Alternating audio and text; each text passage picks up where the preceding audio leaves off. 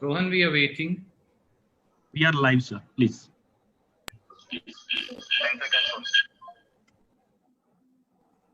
Ma'am, we can begin now. I can start. Yes, ma'am. Yes, ma'am, we can begin. So, respected Mamata ji and the Chief Minister, welcome and good afternoon to you all. We all seem to be getting used to this mode of communication. And who knows when we will be able to communicate directly. Well, there are a number of important issues that are related to center-state relations. And since Parliament is expected to meet in less than 3 weeks, I think, I thought that we should have an interaction so that we can have a coordinated approach. GST compensation seems to be a big issue. Compensation being paid to states on time according to laws passed by Parliament is crucial, and I know it is not happening. Dues have accumulated and the finances of all the states are badly affected. Now, GST, as we all know, was enacted as an example of cooperative federalism. The GST regime came into existence because the states agreed to forego their constitutional powers of taxation in the larger national interest and on the solemn promise of compulsory GST compensation for a period of 5 years. In the meeting of the Standing Committee of Finance on the 11th August 2020, the Finance Secretary, Government of India, clearly stated that the central government is not in a position to pay the mandatory GST compensation of 14% for the current year. So this refusal to compensate the state is nothing short of betrayal on the part of the Modi government, betrayal of state governments and of the people of India. So on the other hand, the central government continues to profiteer from unilateral cesses which are not shareable with states, and they corner this revenue. On top of that, apart from the GST, which is a burning issue, ordinances have been issued without consulting the states on agricultural marketing. I know that our Chief Minister from Punjab, Chief Minister Amrinder Singh, has already highlighted how these will destroy the MSP, the regime, and adversely impact on the PDS as well. There has been also a national outcry against the draft ERA notification 2020, which is deeply anti-democratic. Laws meant to protect the environment and therefore livelihoods and public health are being weakened. The auction of coal mines too has been objected already by some chief ministers. Public sector assets created over decades are being sold off. Here too, you all know that some state governments have expressed their opposition. 6 airports have been given into private hands, and the railways, that is the lifeline of the country, they are also being privatized. There are other announcements like the national education policy that should really worry us, because, and it is a setback. It is actually a setback of for progressive, secular, and scientific values, and it actually displays, it reveals the insensitivity of what the states have been saying. There are other problems of students and examinations. These are also being dealt with uncaringly. Now, there are many more issues, and I'm sure you are much more aware of them than I am. So I think I would stop here and hand the meeting over to Mamata ji. Sanjay, thank you so much for calling this meeting, especially at this crisis time, and when our students community, especially, they are facing a lot. Even they are totally in their uncertainty. They have their mental agony. They do not know. Government already announced that G and NEET exam will start from 1st to 6th and 13th. But how they will give the examination, I do not know, because more than 25.50 lakh students are involved. Even more than 4,500 to the centers are already there. Rail is not working properly. Aviation also, there are some problems. Transportation is also not effectively working because of this lockdown system and all this. Now, under this lockdown protocol, when like COVID, a pandemic is going on, then first in the month of April, UGC has sent a letter to the state government that they will defer this exam or they will take some other options. But again, they sent another letter to change that decision, which will harm the students, especially the graduation, post-graduation. And now the G and the NEET, our students and youth, they are very much talented. They are really very brave. They are very bright. And I do not know how they will sit for exam. Yes, I appreciate that government can say that Supreme Court has given the verdict and that's why government is doing all these things. I have appealed Prime Minister, I have requested, I have sent so many letters, but I can show you that yes, I have sent this letter to Prime Minister because of this NEET, G and this exam, other exam, and I requested Prime Minister that if the government can review government can request the Supreme Court when students community are in a serious situation. Even some people are facing the depression also. It is a mental agony. Then Government of India can appeal Supreme Court, Honorable Court to review the appeal so that students community, they feel they are not being harassed or they are not being deprived or they are not going for the mental torture of depression, what is going on right now, whatever we are getting the information from the grassroots. And now that is the option is there. Even with the state government, especially Punjab, Maharashtra, this Jharkhand, Puducherry, then we have the Rajasthan, and also we have the other state government also. Whoever will support it depends on them.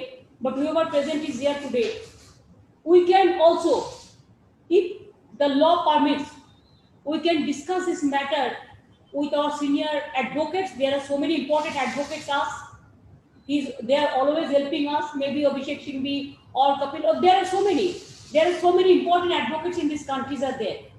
So who are experts in this field, we may discuss the matter with them. And Bengal is there. If Punjab Chief Minister can take initiative, Punjab, Maharashtra, Jharkhand, Puducherry, Rajasthan and others, then we can also jointly appeal It may be that Supreme Court may say that we have already given the direction. But sometimes we have seen there are some precedent also that if the position, if the problem is there, if the situation is some sensitive, then of course they always give consideration to the people's voice, students' voice, because students and youth, they are the future, they are the asset of this country. So we also may appeal the Supreme Court. If central government feel not to appeal, then we as a state government, because we are also elected government, this will be my request to all the state government. Let us do it together. Let us go to Supreme Court and let us request them to postpone it for the time being unless the situation allows students to sit for exam. And more than 25.50 lakhs, it is not a joke. Even G, there is a system for online exam, but medical, no. From where they will be coming, where they will be going, how they will be going. Even mentally also, they are not prepared for this. Now all the educational institutions are closed. So at this situation, that will be my first appeal to all of you. I am thankful to Shaniaji for convening this meeting today, because it's a very serious issue. I thought what we discussed about COVID, this is also important issue. Education issue is a very important issue, and we stand by our students. We salute to our students and youth, and we are stand by our students. Whatever they require the help, we are willing to do it. This is number one. Every chief minister must come forward and we must work together. Number two, what Soniaji said, 100% I can assure you, yes, we are fighting the battle. Whatever they are saying nowadays in the name of cooperative federalism, the state government is being bulldozed like anything. In every meeting, your chief ministers ask the other chief ministers, I raise my issue every time. Now state, where the money will be coming? Our tax, we are giving to the central government. They are collecting from state government. Earlier, there is a planning commission. States should meet with the planning commission and they should decide their policy. Now nobody is there. Now nobody is talking even. GST, of course, from my government, I can tell you, 4,100 crores, I have to get it within month of May, June, but I have not yet received.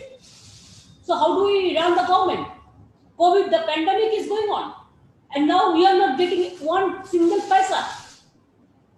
From how we will go for expenditure. We have to give for state house free of cost, treatment free of cost, medicine free of cost, ventilator free of cost, nasal oxygen free of cost, even their ambulance free of cost. Everything we are giving free of cost. Even the migrant workers, they came. We gave their ticket, the expenditure. We are trying our best, madam. But the problem is that we are not getting anything. They are saying so many things. Sometimes finance minister said we are giving this thousands of crores, lakhs of crores, but where is the money? The same thing, they are repeating.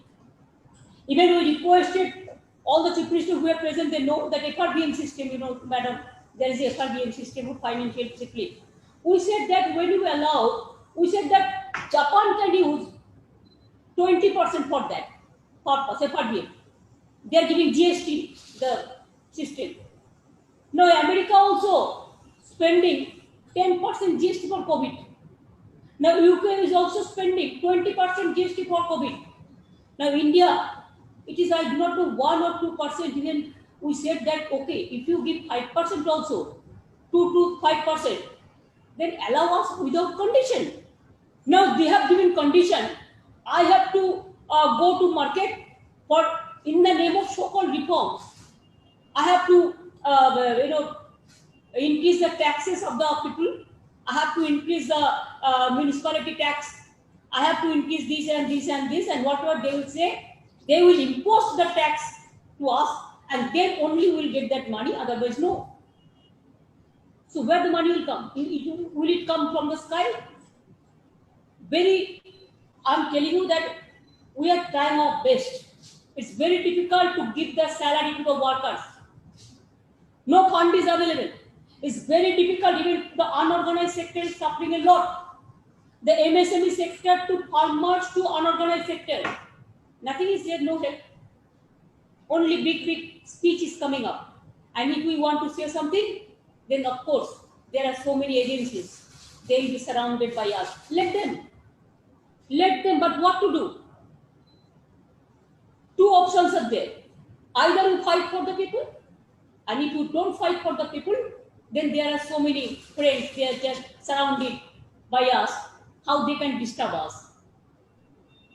I have not seen in a democracy this type of atrocities. I'm sorry to say, it's most unfortunate part of today. We are facing an acute crisis, we cannot speak. We cannot speak out. We cannot speak freely. The media cannot speak.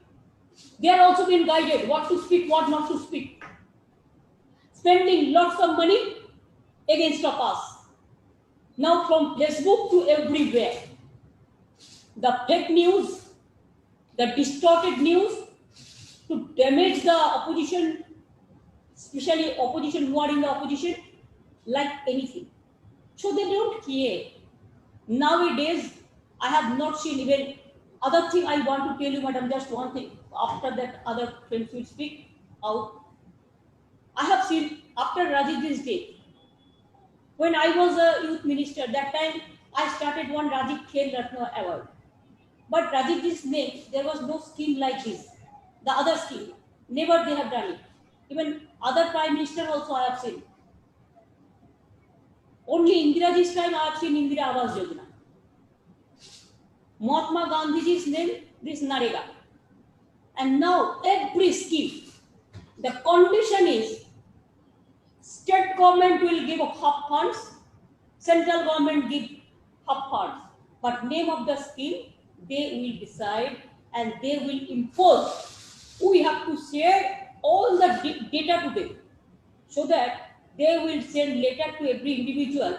State government is not doing anything. State government is doing faltu work. Nothing is there. Only BJP is working. Nobody is working. This is going on. Horror is going on. So I think it is good that we are sitting here. But today we have to decide regarding our funding, whatever we decide, and our state government, we want our funds to come up. It is we deserve it. It is not that we are begging. We are not going for begging. From my state, I can tell you 53,000 crores I will get from the central government. They are not giving us. Even Amphan, you have seen this big cyclone. 1,000 crores they have given only just advance. Nothing is there. Even disaster management fund is being finished. Nothing is there. So this is the situation. Situation is very, very serious. We have to work very hard and we have to take risk also. If they want to arrest us, let them arrest. I don't mind for that. But we have to speak for the people. That's why we have decided for students matter also, madam. If with the state government, I have requested Prime Minister to appeal the Supreme Court. It is yes, government can do it through their Attorney General or their Solicitor General. If they don't do it, of course, from our side, we can appeal Supreme Court, and also we can go for some movement also, the public movement. Everywhere Mahatma Gandhi's statue is there, there at least on behalf of the students, we can go for a day, dharna, strike, something. That will be my request to all of you. I think I have discussed something. So other state government is also fighting the battle like anything. Now, Shaniaji, you may conduct the meeting. Why don't you carry on conducting the meeting, Mamtaji? You are a senior leader. No, come on. I know that you have to go earlier, so you can conduct it for a while and then I'll take on. That is my privilege. I am honored and I am really privileged when you allow us to do it. But I think when you are present here, I think it is better if you can. First time I can announce and then you can do it. All right. I will be sitting here with you. First, may I request Shibu Sorenji? Sorry, Hemant Sorenji. I have seen him. I have seen his face. Sorenji, बताइए, फरमाइए क्या बोलना है?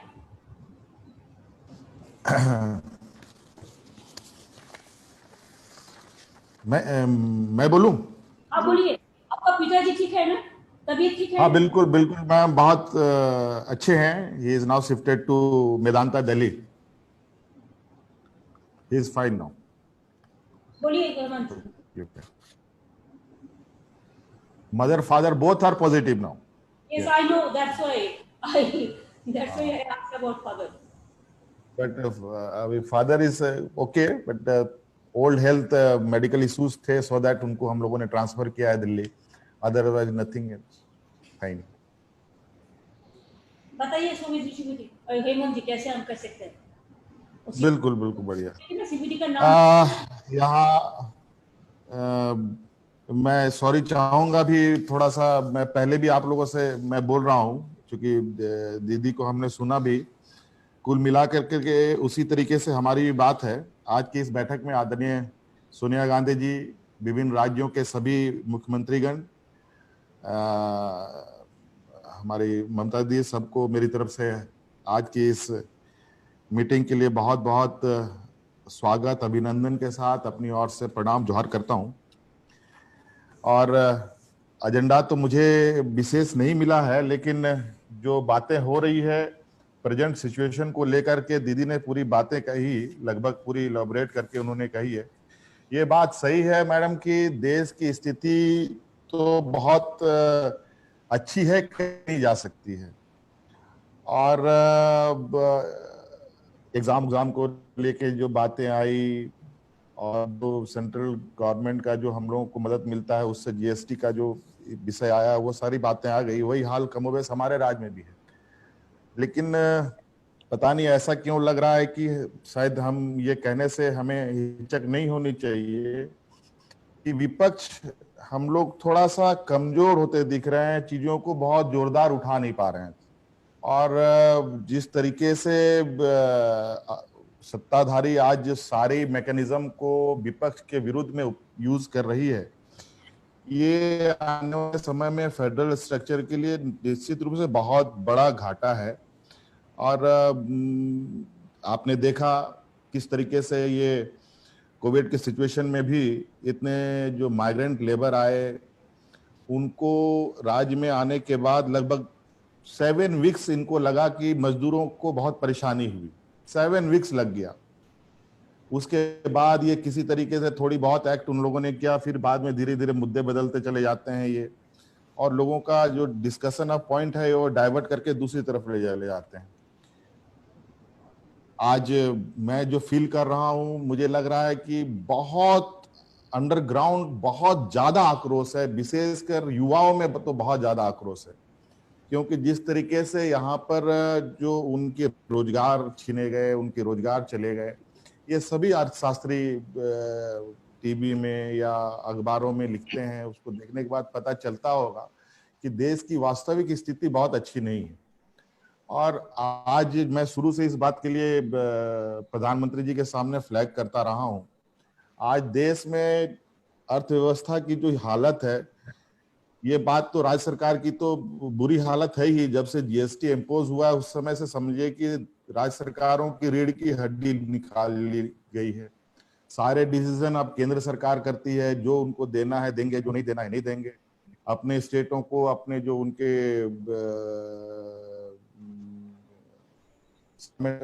Associate जो states हैं उनको positive way में देखते हैं. जो हम अपोजिशन में हैं वो कहीं ना कहीं इसमें पार्शियलिटी तो बिल्कुल क्लियर दिखता है.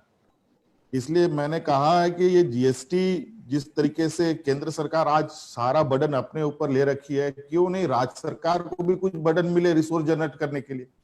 आज जिस तरीके से रिसोर्स जनरेट करने के लिए जितने भी बेनिफिट कंपनीज हैं, उन सभी बेनिफिट कंपनी को ये देने पे लगे हुए हैं. और अभी सारी चीजों को ये कंपनसेट करने के लिए जिस तरीके से लगातार पेट्रोल डीजल में दाम बढ़ रहा है, इससे महंगाई तो घटेगी नहीं, महंगाई तो बढ़नी तय है. और ये कब तक कंपनसेट करके गरीबों के ऊपर, मजदूरों के ऊपर, आम जनों के ऊपर ये बोझ डालेंगे, ये समझ से परे है. जब इंटरनेशनल मार्केट में क्रूड ऑयल की कीमत इतनी बुरी तरीके से गिरी हुई है, तो आज हम देश के लोगों को इतने महंगे पेट्रोल डीजल क्यों दे रहे हैं? इसका मतलब स्पष्ट है, ये कहीं ना कहीं इन लोगों का एक अपना स्ट्रेटेजिकली मूव है, जिससे ये एक रिसोर्स जनरेट राज्य के लिए नहीं, देश के लिए नहीं, बल्कि अपने कुछ जो इनके कथाकथित लोग हैं उनके बैलेंस शीट को सुधारने में लगे हुए हैं। जो मुझे जानकारी है, पता नहीं सही है कि गलत है, जो नमामि गंगे का जो सफाई अभियान चला, 6-7 हजार करोड़ का जो डिसिल्टिंग हुआ, उसमें तो अदानी ग्रुप्स ने ही किया। आज वो तो कोई पता भी नहीं कर पाएगा कि वो पैसा गया कहाँ, अब उसकी कोई जांच भी नहीं हो सकती है। इस तरीके से आज जो भी देश के अंदर लोग अगर थोड़ी बहुत कुछ एक्टिविटीज कर रहे हैं, वो तो मनरेगा में कर रहे हैं। हमारे राज्य में तो मनरेगा को हमने बहुत जबरदस्त एक्सप्लोर कर रखा है, लेकिन उसके अंदर भी जो कुछ जो फॉर्मूलाज हैं उसमें थोड़ी सी लिबर्टी होने से और आसानी से हम लोग और तेजी से लोगों को जोड़ सकते थे।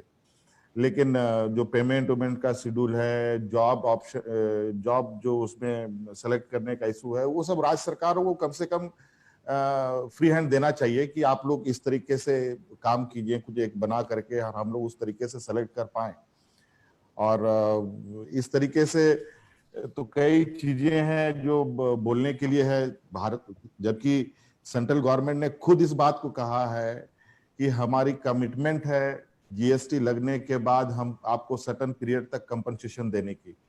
और अभी मुझे लगता है अब चूंकि ये कोरोना का जो संक्रमण आया, इससे तो हम लोग को लगता है जो कंपनसेशन पीरियड था, ये पीरियड को भी बढ़ाना चाहिए, कंपनसेशन भी बढ़ना चाहिए और पीरियड्स को भी बढ़ाना चाहिए, क्योंकि हमारे पास तो ऐसे ही रिसोर्स नहीं है। अभी तो बहुत मुश्किल से हमारे जितने भी कोल ब्लॉक्स हैं, आयरन ब्लॉक्स हैं, सबको बेचने पर ये लगे हुए थे, ऑप्शन करने पे लगे हुए थे। ये तो मैं सुप्रीम कोर्ट में जाकर के इन चीजों को मैंने रोका है, और उस पर हम लोग होमवर्क भी कर रहे हैं कि हम अपने रिसोर्स को अपने राज्य के बेनिफिट के लिए कितना यूज कर पाए, रिसोर्स जनरेट कर पाए, ताकि सेंट्रल गवर्नमेंट के लिए हर एक रुपया के लिए हम मोहताज ना हो। ये हमारा वर्क प्लान में है। और मैडम यहाँ एक और इशू है, अभी एग्जाम का जो नीट का है और जेई का एग्जाम का विषय जो इन लोगों ने इसको दे रखा है, नेशनल एग्जाम क्या है, एनटीए को जो इन लोगों ने सपुर्द किया है एग्जाम देने के लिए, ये बात है सही है, एग्जाम होना चाहिए, इसके पक्ष में मैं हूं। लेकिन मुझे लगता है इट इज टू हरी। अभी बहुत सारी चीजें जो अभी हम लोग मुसीबत में फंसे हैं, अभी मुझे लगता है इसके लिए तो बहुत कुछ हमारे राज्य में तो स्थिति ये है कि हमारे राज्य में यूपी से भी बच्चे यहाँ एग्जाम देने आते हैं, बिहार से भी आते हैं, आस पड़ोस के राज्य के भी लोग यहाँ पर सेंटर डालते हैं। और मुझे जहां तक जो जानकारी मिली है, हमारे राज्य में तो मात्र 4-5 डिस्ट्रिक्ट्स को ही इन लोगों ने सेंटर बनाया है। मतलब हमारे यहाँ जो स्थिति होगी, डेफिनेटली सारे बसेस खोलने पड़ेंगे, सारे होटल्स खोलने पड़ेंगे, सारे ट्रांसपोर्टेशन सिस्टम ऑन करना पड़ेगा। और जो अभी कोरोना तो मेरे दरवाजे तक आ गया है, और उसके बाद जो बच्चे आएंगे, बच्चे अकेले नहीं आते इस एग्जाम में, बच्चे अपने पेरेंट्स के साथ मूव करते हैं, और खासकर जो गर्ल्स होती हैं और पेरेंट्स के साथ आती हैं, मतलब को एक नहीं डबल ट्रिपल करके वो लोग आएंगे, मतलब पॉपुलेशन बहुत बड़ा होगा, जिससे संक्रमण उस समय और ज्यादा होने की संभावनाएं भी होंगी। मुझे लगता है इसमें डिले करने के लिए और थोड़ी सरकार को कुछ फैसिलिटेट करे केंद्र सरकार, ताकि हम लोग बेहतर तरीके से इस एग्जाम को करा पाए। नहीं तो फिर जो जिस तरीके से इन लोगों ने हर चीज से पल्ला झाड़ा है, इस केस में भी ये पल्ला झाड़ेंगे और सारे राज्य सरकारों के मत्थे डालेंगे कि राज्य सरकार की जिम्मेवारी है। राज्य सरकार के पास ना वेंटिलेटर अभी हमारे पास उपलब्ध है, ना बेड उतना सफिशिएंट लोगों के लिए उपलब्ध है, ना हमारे पास वैसे रेस्क्यू सिस्टम हमारे पास इमीडिएट हम जनरेट कर पाए। तो है, समस्या तो है मैम, लेकिन इसके लिए हम लोगों को लगता है कि जॉइंटली कुछ प्रोग्राम बनाना चाहिए। मैं इसके पक्ष में हूँ। थोड़ा विपक्ष की आवाज थोड़ी बहुत कमजोर हमको महसूस हो रही है, और ये लोग तो जिस तरीके से आए दिन कभी सरकार को परेशान करो, कभी उस सरकार को परेशान करो, कभी इस विधायक को परेशान करो, कभी उस मिनिस्टर को परेशान करो, इसी में फंसा करके हम लोगों को माइंड डाइवर्ट करते हैं और हम लोग को इनके मेन मुद्दे से हम भटक जाते हैं। और इसलिए हम लोगों को थोड़ा सा उनके जो स्ट्रेटजिकली पॉलिटिकल डाइवर्ट है, उस पर भी एक कड़ा नजर रखते हुए हम लोगों को उनको हिट करने की आवश्यकता है। मुझे नहीं लगा, क्योंकि इन लोगों ने गलतियां इतनी कर रखी हैं मैम कि अगर हम लोग सही तरीके से सही प्लेटफॉर्म पर बातों को रखें तो मुझे लगता नहीं है कि हम लोग इनको ये करें। अब जैसे इन लोग सब आत्मनिर्भर भारत के नाम पर जितने भी जो प्रॉफिट कंपनीज हैं सबका प्राइवेटाइजेशन करने पे लगे हैं, खासकर रेलवे पर। रेलवे तो हुआ, रेलवे करने की वजह से कितने लोग अनएम्प्लॉय होने की स्थिति पर आए, हो गए, और कितने लोग डायरेक्ट इनडायरेक्ट वे में बेरोजगार हुए, वो तो आप सब लोगों को मालूम है। अभी भेल, गेल, एनटीपीसी, सेल, इन सबको बेचने की इनकी तैयारी चल रही है। कैसे चलेगा? आखिर हम लोग किस और देश को ले जाना चाहते हैं? और वैसे भी अर्थव्यवस्था पे खड़ा होने के नाम पर तो कहीं मुझे दूर दूर तक तो दिखाई नहीं दे रहा है। इतने सरकार पैसे रिजर्व बैंक से निकालती है, आम लोगों को तो मिल नहीं रही, ना फैक्ट्री चल रही है, ना छोटे चल रहे हैं, ना मिडिल क्लास इंडस्ट्रीज चल रही हैं, लेकिन सेंसेक्स में इन्फ्लुएंस जरूर दिखता है। और ये कौन सा इकोनॉमिक है, ये मुझे समझ में आता है। कोई इंडस्ट्री चल नहीं रहा, रोजगार हो नहीं रहा, आखिर सेंसेक्स बढ़ कैसे रहा है? ये कहाँ का फॉर्मूला है? ये कौन अर्थशास्त्री बताता है ये? और जितने भी आज देश की स्थिति को बताने वाली संस्थाएं हैं, चाहे वो क्राइम रिपोर्ट हो, चाहे डेवलपमेंट ये हो, वो सारी संस्थाएं आज बंद हो गई हैं। कोई भी रिपोर्ट पेश नहीं हो रही है। किसी भी देश की स्थिति के बारे में पता ही नहीं चलता है कि कैसे हम लोग चीजों को आगे दिशा दे पाएंगे लोगों को। इसलिए थोड़ा सा हम लोग, मैडम आपने अच्छा पहल किया है, और हम लोग मजबूर भी हैं कि हम लोग मिल नहीं पा रहे हैं, लेकिन अब हम लोग को लगता है कि मिलने की भी, और या तो इस तरीके का कोई प्लेटफॉर्म बना करके हम लोग रेगुलर एक सीटिंग करें, ताकि हम लोग को इनके जो षड्यंत्र हैं इसको हम लोग मुंह तोड़ जवाब दे पाए मैडम। इसलिए, और इन्वायरमेंट ये का भी एक इशू इन लोगों ने अभी जो नया ये किया है, मैं थोड़ा सा इसको मैं आपको फ्लैग करना चाहता हूं। इन लोगों ने एक जो नया अमेंडमेंट EIA का जो इन लोगों ने किया है, जो पब्लिक डोमेन पे इन लोगों ने रखा भी था, लगभग 20 लाख लोगों ने सजेशंस दिए हैं। इसमें जो मेजर इन लोगों ने चेंजेस किया है, पोस्ट फैक्टो इन्वायरमेंट क्लियरेंस का, मैडम ये तो डिजास्टर होगा राज्यों के लिए। आर्बिट्रेरी एक्सपेंशन जो मेजर प्रोजेक्ट्स हैं इनके जो हैं, और इंस्पेक्शन ऑफ पब्लिक, जो पब्लिक हियरिंग को इन लोगों ने खत्म कर दिया है। ये पूरी तरीके से मैडम हमारे लिए तो हमारे जैसे माइनिंग स्टेट्स के लिए तो बहुत बुरा है, और इनकी तो हमारी गिद्ध नजर पड़ी हुई है हमारे स्टेट में। मैं तो अपोज कर रहा हूँ, लेट अस सी, देखते हैं कब तक हम कर पाएंगे। लेकिन कहीं ना कहीं ये लोग कभी कभी डराने धमकाने का भी काम करते हैं। खैर, उससे कोई फर्क नहीं पड़ेगा, लेकिन हमें इन सब चीजों पर भी जो है बात रखनी चाहिए। तो इस तरीके के है मैडम, हम तो, और बातें बहुत है, लेकिन आप लोग सीनियर लोग हैं, आप लोग ज्यादा एसेस करते हैं, आप लोग देख रहे हैं, और बिल्कुल हम आप लोगों के साथ हैं। आप लोग बेहतर प्लानिंग कीजिए, और प्लानिंग होनी चाहिए और जोरदार होना चाहिए, मेरा ये मानना है।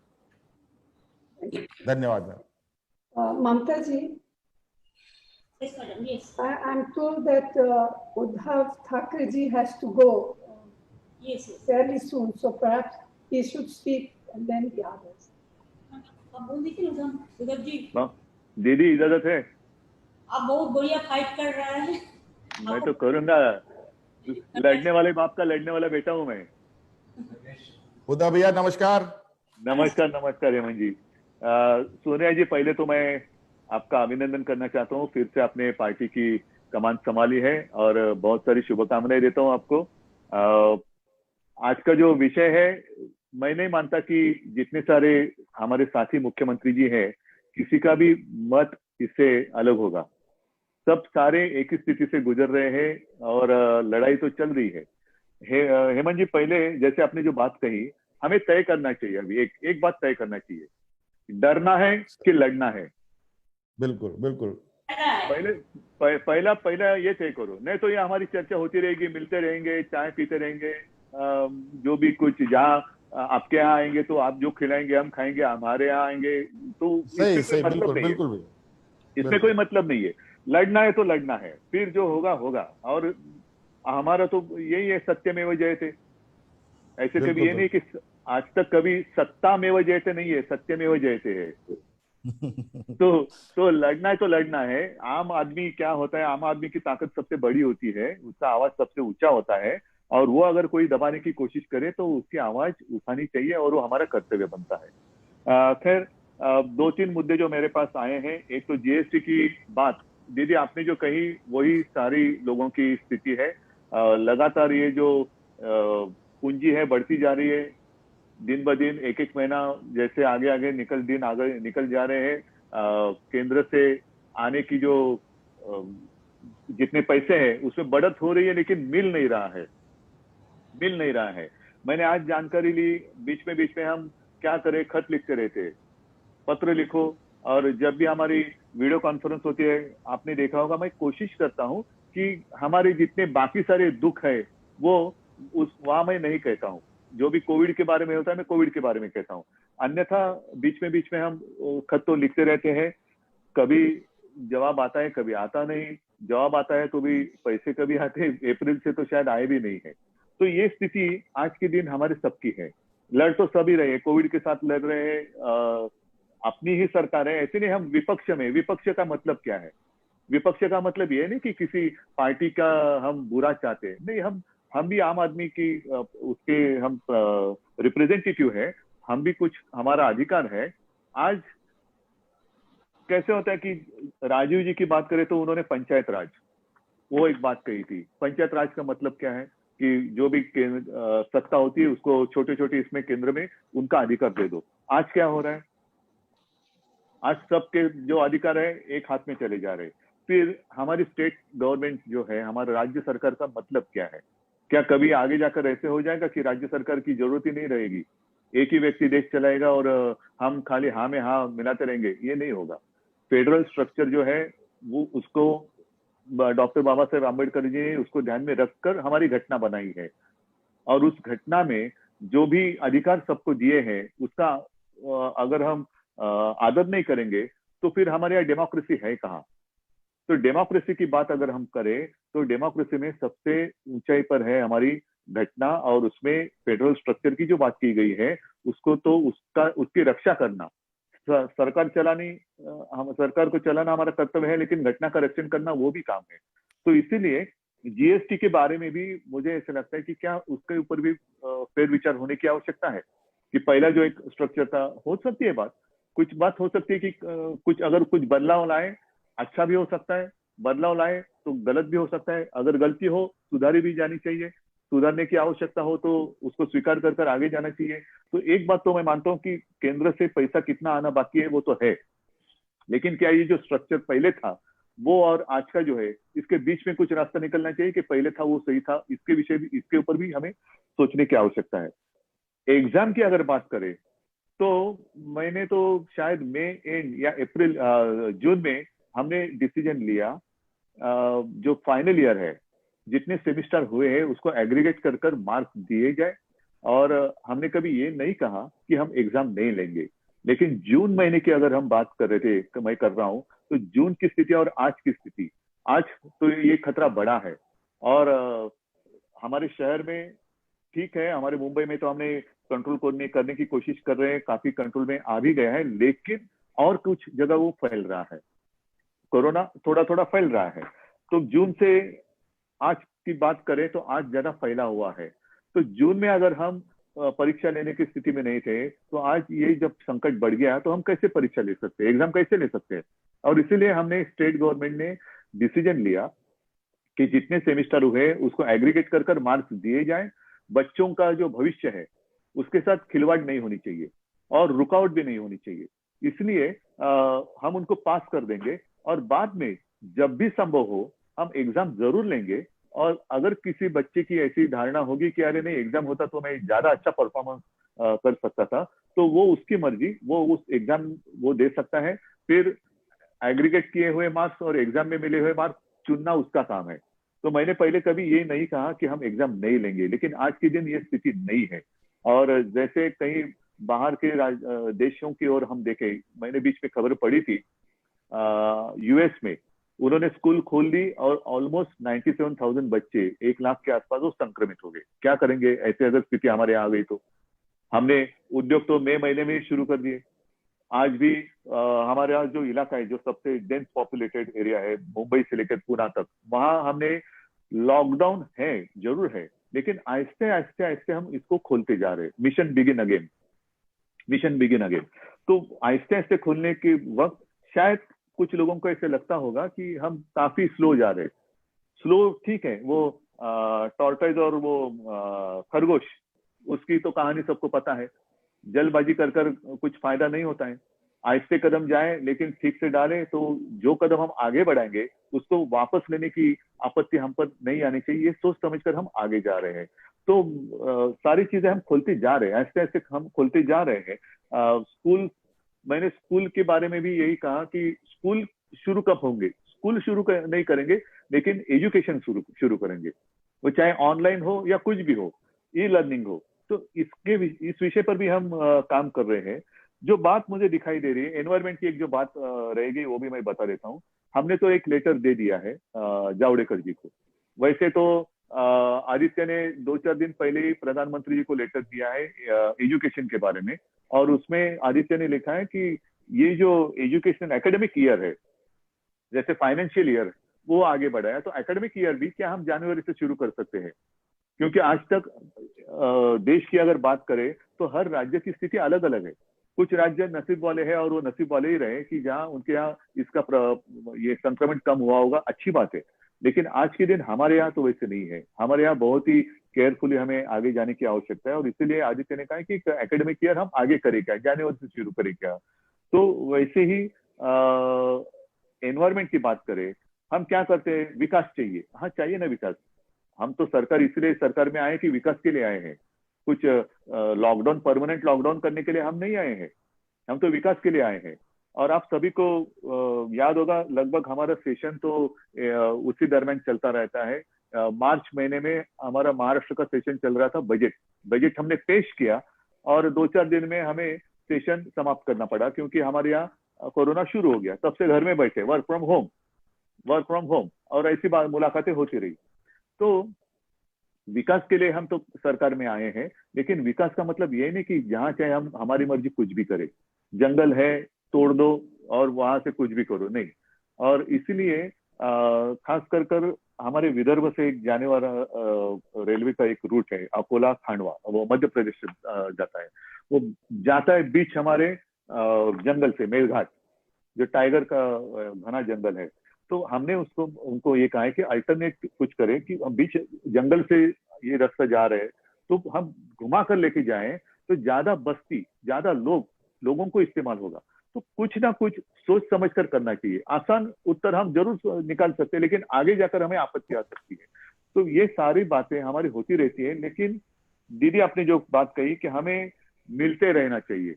जब भी कोई आपत्ति आती है तो हम भागम भाग करके इकट्ठा आते। क्यों आपत्ति की जरूरत है क्या हमें इकट्ठा आने के लिए?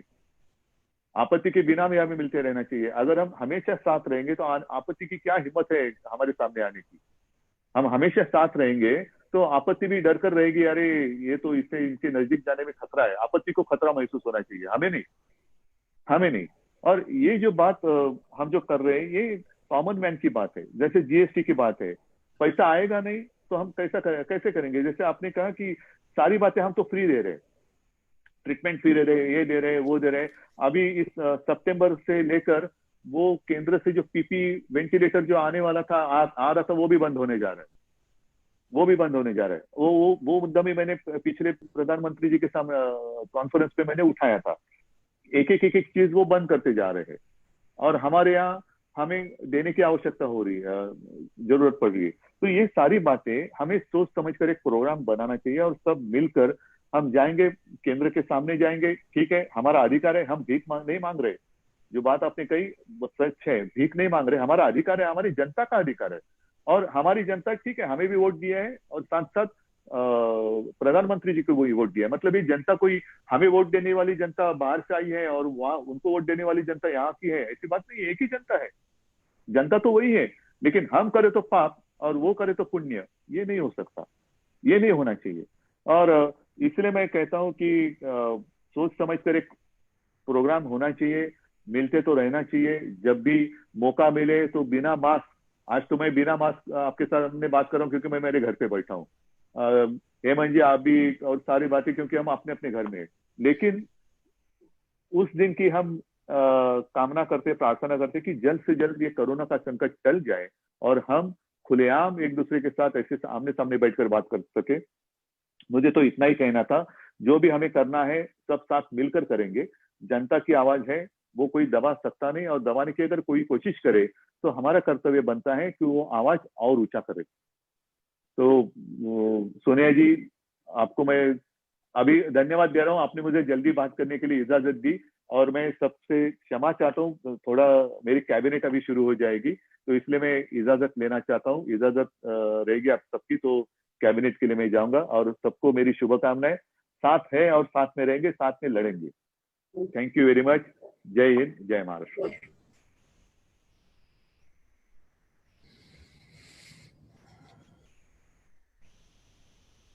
सुनिए जी, ये बात तो ठीक कहा है कि हम लोग ने प्रोग्राम हमको लेना जरूरी है कि किसी को भी स्टेट में कोई प्रॉब्लम होता है, दिक्कत होता है, कोई भी पॉलिटिकल पार्टी को, एक क्या करता है पूरा चीज को डाइवर्ट करके सबको अलग अलग करके रख देता है। But we must raise our one voice, नहीं तो देश में क्या होगा, और कोई पॉलिटिकल पार्टी रहेगा ही नहीं। No, I agree. I agree that we have to work together and fight together.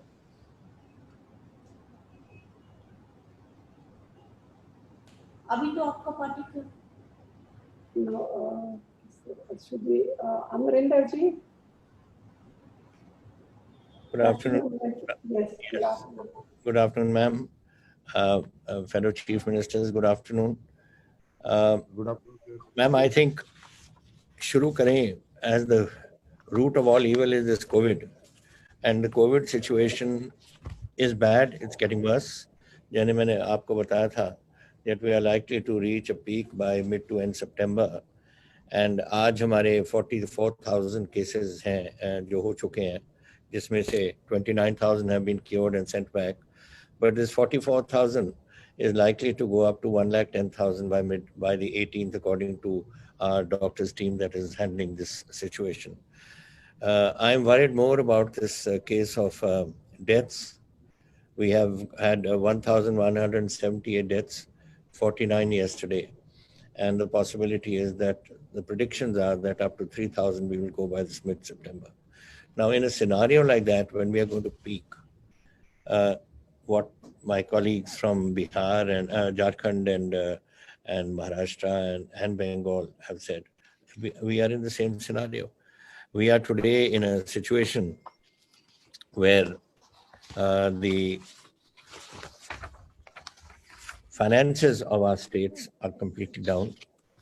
I can tell you that I don't know what the today statement has come from the finance minister that the GST is going to be on schedule, but my finance minister has gone from Punjab today to meet her, and let us see what happens there.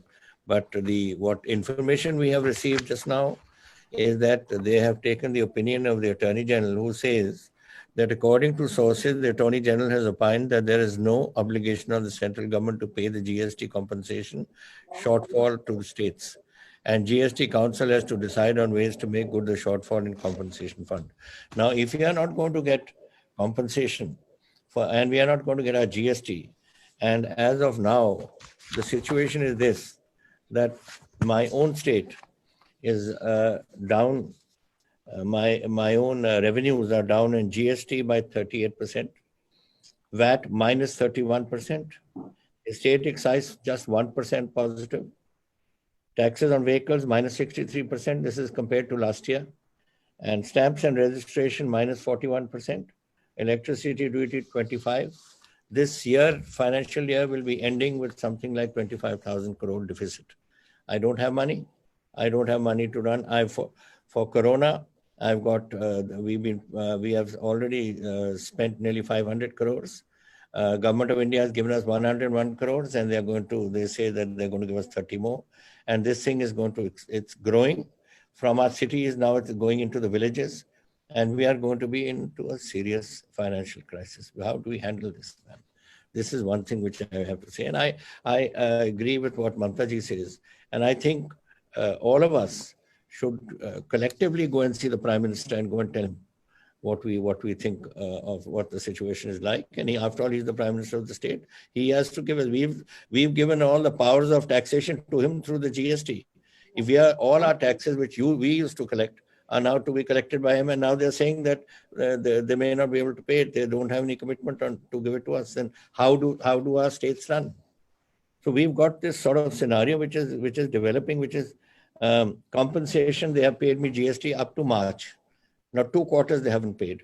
So we've received 6,900 up to March, and in these last 2 quarters we are due 7,000 crores. That's not paid, and I don't know when they're going to pay it according to their commitments, which they're making.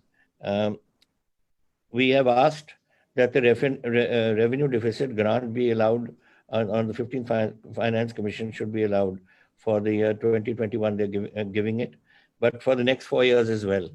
That they're not agreeing to. The Government of India should provide liberal finance assistance for the decrease in revenue collection for COVID-19. That they're not agreeing to. Punjab, as I said, has received about 500 crores, ma'am, and 102 crores from them. They say 30 crores more, and we have spent nearly 500 crores. And that this figure is going to go higher and higher. Ma'am, when we started off COVID in March, we had 200 tests a day. Now we are 25,000 tests a day, and by the end of this month, we'll be going to 30,000 tests a day. Now, every time, of course, that takes the figures up. But what does it mean? It means that corona is there, and it's only showing up in the tests. And once we go to 30, it's going to go further up. But now things are bad. I've got in the primary and secondary sectors, we are under control. In the tertiary sectors, we are not under control. We have to now somehow put a block on all this that is happening and this growth that is taking place.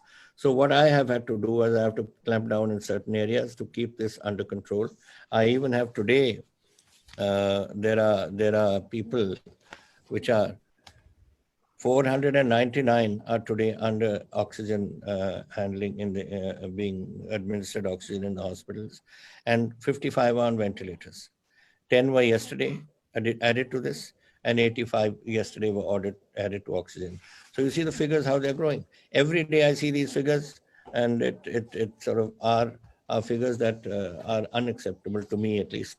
And I want to do what we can to do this, but it has to be a combined effort and on the part of the Government of India to give us this resource, because resources states can't manage. Look at Maharashtra, what a big state it is. Look at Bengal, what a big state it is. And the chief ministers are giving their views. And we are a tiny little state. We are 2% of the country. We're a small little state. And we have all these problems. And these problems are continuing because, ma'am, I'm getting people coming in from overseas. I'm getting people coming in from other states which are infected. I'm getting nearly 8,000 vehicles which are moving into Punjab every day. And my figures are going up and up and up because of this. Spread is taking place. And I don't think the Government of India seems to be at least interested in the least in what we are doing or what we are. I've written to the Prime Minister, I've written to the Home Minister, I've written to everyone who matters, and that is it. We have never had a reply on this issue. That's the financial situation. Our finance minister is constantly in touch with Mrs. Sitaraman, and there also we are not getting any commitments.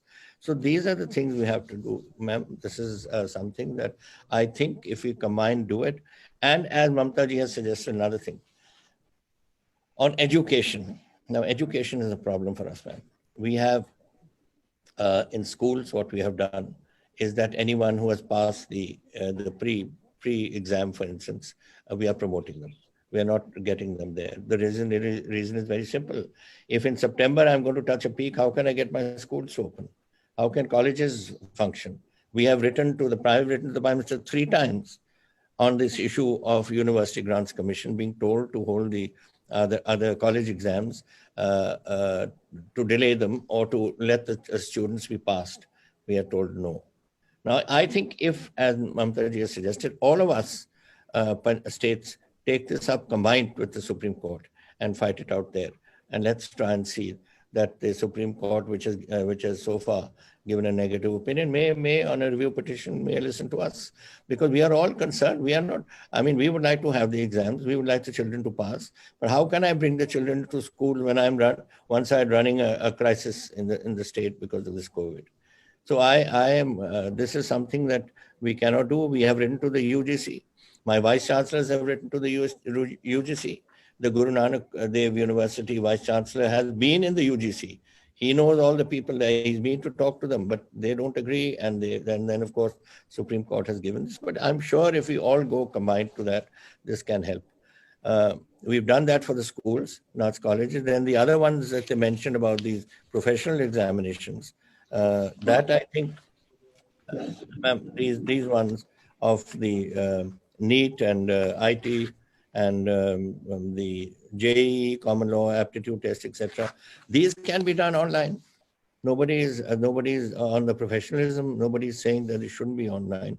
They can be done online, and I think Government of India should agree. It's been happening in the past. It's happening now all over the world. Why can't it happen here?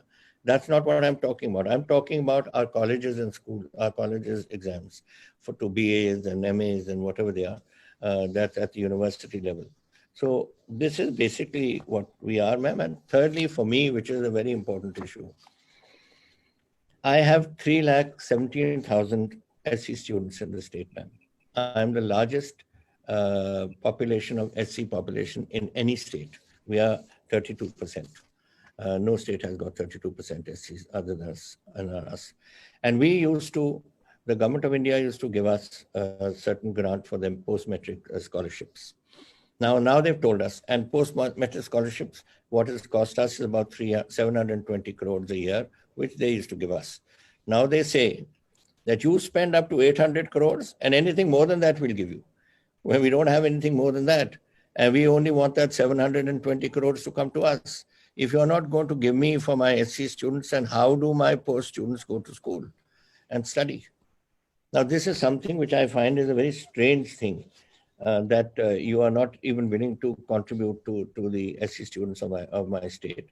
I don't have money. I don't have money sometimes to even think how I'm, I have to think sometimes how I'm going to pay my salaries. How am I going to pay the various compensations or the various commitments that the state has made? And then on top of that, you're trying to thrust this also on us.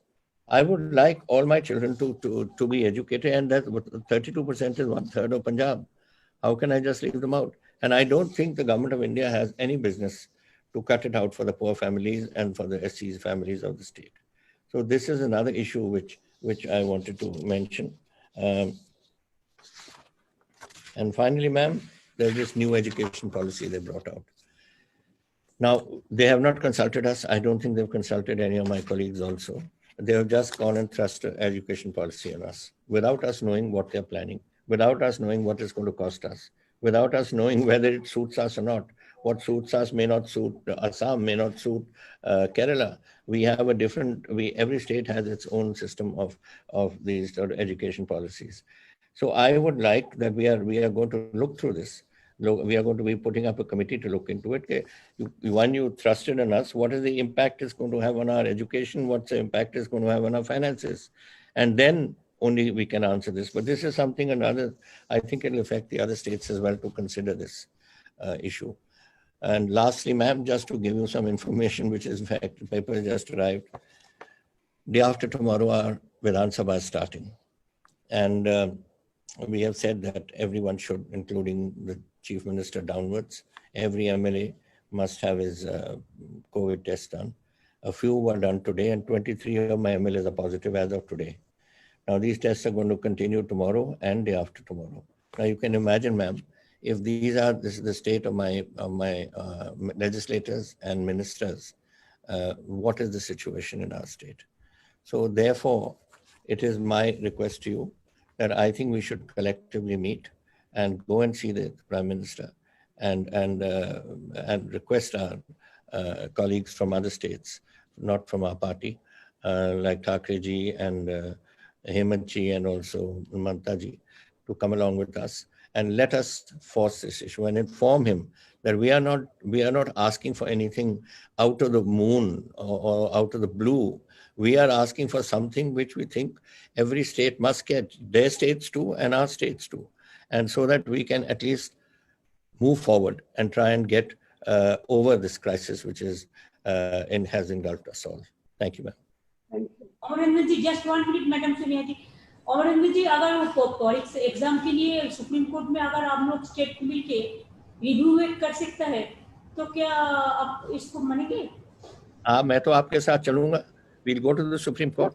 में इसको तो review petition तो हम कर सकते हैं, अगर central government नहीं चाहते हैं तो all we are present here, at least we All of can. us. मैंने तो रिक्वेस्ट किया Mamata ji that all of us, all 6-7 of us who are sitting here, we should unitedly go to the Supreme Court. दीदी sir, मुझे लगता है कि court जाने से पहले एक बार पीएम के यहाँ चला जाए या प्रेसिडेंट के यहाँ चला जाए jointly, then we will move to supreme court. मुझे लगता है ये स्टेप उठाना चाहिए। प्रॉब्लम यही है एक भाई that the election exams are to be held in September तो परसों से हुआ है। I mean, if we go to ask for time with the Prime Minister, कभी 2-3 हफ्ते ना मिले तो फिर कैसे करेंगे हम? Because September the exams are due. 1 सितंबर को एग्जाम है यार। प्राइम मिनिस्टर को हम लोगों ने लेटर लिखा लेकिन कोई रिस्पॉन्स नहीं मिला। इसी के लिए स्टूडेंट लोग भी अभी खतरे में है ना, वो लाइफ क्यों रिस्क लेंगे? अगर उसको एक साथ में जैसा सिस्टम किया है उसमें तो लाइफ रिस्क हो जाएगा। कितना एमएलए हमारा अभी कोविड में अटैक है, कितना मिनिस्टर कोविड में अटैक है, इवन देश का होम मिनिस्टर कैसा है मेरे को पता नहीं है। तो मैडम दीदी, आज के दिन में लगभग 70,000 पर डे पॉजिटिव पाए जा रहे हैं। तो इसमें हम कैसे करेंगे? हम कैसे खतरा में डालेंगे? तो लेटर हम लोग बहुत मैस हो जाएंगे मैम।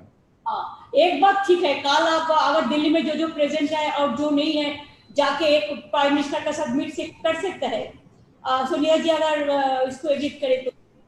लेकिन उसका बात नहीं सुने तो हमको तो सुप्रीम कोर्ट में अपील करना है। Will be waiting. Punjab chief minister, you take the lead. हम लोग देखिए एक साथ में हम लोग अपील करेंगे। तो आप मैडम लोग टुडे इज 26 ना, 26, 27, 28, 29, 30 फर्स्ट को एग्जाम है ना। फर्स्ट को एग्जाम से जल्दी करना है।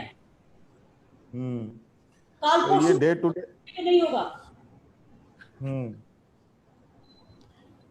तभी सजेस्ट ठीक है, you know, because September 1st तो आ गया ही हमारे पास। So why do we wait for that? Let us go to court. Supreme Court चलो, हम सब चलते हैं। Punjab chief minister, you take the lead. आप कर लो, हम लोग सब एक साथ नहीं करेंगे, अलग अलग नहीं करके बेटर होगा।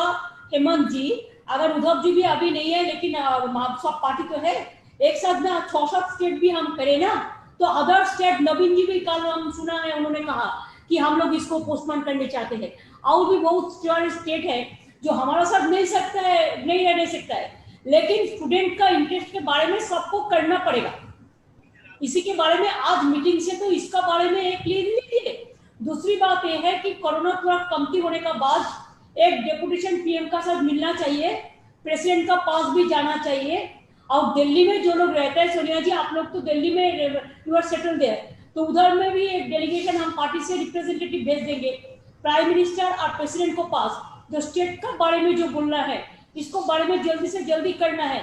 हमारा बोलता है नहीं देगा, अरे नहीं देगा तो हमारा टाका रुपया लेके चला जाता है और बोलता है नहीं देगा तो स्टेट चलेगा कैसे? नहीं, सही बात। अभी मैडम जो एग्जाम का डेट इन लोगों ने डिक्लेयर किया है उसमें कोई एसओपी भी तो नहीं बताया है कि कैसे होगा नहीं होगा। उसका भी तो बहुत। हेमंत जी, वो कल एक लेटर दे दिया, कल एक लेटर देके बोला है कि देखो आपका सारा देश भर यही जगह सेंटर होगा, वो सेंटर में इतना 25.50 लोग, 50 लाख इतना करीब स्टूडेंट एग्जाम में बैठेंगे। कैसे बैठेंगे? No social distancing, no physical distancing. उसका लाइफ सिक्योरिटी है, उसका लाइफ का सिक्योरिटी बर्बाद हो जाएगा। अगर वो करियर के लिए जा रहा है तो उसको सिक्योरिटी भी मेरा हम लोगों को देखना कर्तव्य है। कैसे हम स्टूडेंट लोगों को जिंदगी खतरा में डाल सकते हैं? नहीं, बिल्कुल मैडम, ये सिर्फ स्टूडेंट ही नहीं है, बहुत कुछ खुल जाएगा, फिर तो सारी चीज ओपन हो जाएंगी। अशोक जी आदरणीय परम श्रद्धेय सोनिया जी, तमाम मेरे मुख्यमंत्री साथीगण, बघेल सर प्रणाम, गहलोत सर प्रणाम। प्रणाम। अच्छा लगा। कैसे हैं? ठीक है। मैडम ने प्रयास किया एक साथ में और हम लोग सब आपस में बातचीत करने लायक बन सके। मैं इस मौके पर मैडम मेरे साथियों भी कहना चाहूंगा, सब लोग एक सी स्थिति गुजर रहे हैं। और जब डेमोक्रेसी की बात करते हैं, अगर डेमोक्रेसी मजबूत दिखती है तब तो ये सब बातें करने का उस जगह लाभ मिलने की उम्मीद होती है। भाई सरकार से क्या उम्मीद करें, क्योंकि जब से सरकार बनी है 14 में, तब से ही जो रवैया सरकार का है वो इस प्रकार का बन गया है कि कोई लोगों में घुटन महसूस हो रही है कि कहें तो किसको कहें और कहें तो कोई सुनेगा क्या। ऐसी स्थिति में हम लोग चल रहे हैं। ऊपर से कोरोना आ गया। सबको मालूम है कि अर्थव्यवस्था की स्थिति पहले इकोनॉमिक स्लो डाउन था। इकोनॉमिक स्लो डाउन तो यूपीए गवर्नमेंट भी आया था, परंतु तत्काल कदम उठाए गए तो कम से कम इम्पैक्ट बहुत कम रहा देश के अंदर। जब doctor Manmohan Singh ji prime minister थे, आपने उस वक्त में देखा किस प्रकार से फैसले की बात हुए थे। वो तो इत्यादि दर्द हो गए, चाहे वो आरटीआई था, चाहे आरटीई था, चाहे फूड सिक्योरिटी एक्ट था और चाहे नरेगा था। आज नरेगा और फूड सिक्योरिटी एक्ट ही बचाए गए हैं। बहुत बड़ा इम्पैक्ट पड़ गया है। परंतु दुख इस बात का है कि कोरोना ने जो स्थिति करी है राज्यों की, पूरी लड़ाई राज्य सरकारें लड़ रही है। और केंद्र सरकार से खाली वीडियो कॉन्फ्रेंसिंग के अलावा कुछ भी नहीं हुआ। जो हमने सुझाव दिए थे वीडियो कॉन्फ्रेंसिंग में अंदर, उन सुझावों पे कोई ध्यान नहीं दिया गया। और तो जो 20 लाख करोड़ का पैकेज घोषित किया गया, वो भी खाली एक प्रकार से लोन ड्राइवन थे, लोन के आधार पर है, जिसका कोई इम्पैक्ट नहीं है, कोई ग्रांट नहीं है, सब्सिडी नहीं है। और मैं समझता हूँ कि राज्यों की स्थिति बिगड़ती जा रही है। जो हमने वादे किए थे जनता से, बजट पेश किया था, कमिटमेंट हमारे थे, सबको मालूम है कि इसके कारण से रेवेन्यू 40% मुश्किल से रह गई है राज्यों की। और बिना केंद्र के सहयोग से राज्य सरकारें जो कमिटमेंट पूरा कर नहीं सकती। हमें अपने बजट जो बनाया हुआ है उस पर कटौती करनी पड़ रही है। ऑस्टेरिटी मेजर हमारे उठा रहे हैं। लॉकडाउन लंबे समय तक चला, उसके कारण भी स्थिति बिगड़ गई। सब जगह दुकान हो, व्यापार हो, इंडस्ट्री सब बंद हो गए। वक्त लगेगा कि श्रमिकों के अलग प्रॉब्लम्स हैं, रेवेन्यू रिकवर होने में वक्त लगेगा। तो तमाम मेरे पूर्व साथियों ने जो बातें बनाई है वो हकीकत में है कि आज जीएसटी जो वादा किया हुआ केंद्र सरकार का, आज हमारे स्टेट में करीब 6,990 करोड़ रुपए बकाया हो गए हैं और उसका कोई जवाब नहीं है। कोई हमने 25-30 लेटर लिखे होंगे प्रधानमंत्री जी को, जवाब आते नहीं है वहां से। अगर कोई मुख्यमंत्री पत्र लिखे जो जवाब नहीं आए तो हम फिर क्या उम्मीद कर सकते सरकार। जो वादे किए गए थे जीएसटी को लेके वो पूरे हो नहीं रहे हैं। हम तो मांग कर रहे थे 5 साल और बढ़ाया जाए। मांग किससे करें जब जो अभी जीएसटी मिलनी चाहिए हमें मंथली, वो भी नहीं मिल पा रही है। हमने मांग की थी कि बोरोइंग जो मिलती है, जो हमारे संविधान में लिखा हुआ है, जीडीपी का हम क्या देते 3% की बजाय 5% मिले स्टेट जीडीपी का। एलो किया पर संस्था से लगाने जो संस्था कभी पूरी नहीं हो सकती। हमने एक सिंपल मांग करी मॉनिटोरियम की कि राज्य सरकार में जो कर्जे हैं भारत सरकार की एजेंसियों के, पावर फाइनेंस कॉर्पोरेशन है या अन्य एजेंसियां हैं, खाली 6 महीने का मॉनिटोरियम चाहिए, उसकी परवाह नहीं करी गई। आरबीआई देती है वेरियस लिमिट्स में एडवांस देती है, हमने कहा खाली ब्याज मुक्त कर दो कोरोना के अंदर, उसकी परवाह नहीं की गई। अभी स्थिति ऐसी बन गई राज्यों की कि लिक्विडिटी की प्रॉब्लम आने लग गई। किस प्रकार हम तनख्वाह चुकाएंगे टाइमली, वो सवाल हमारे सामने खड़ा है।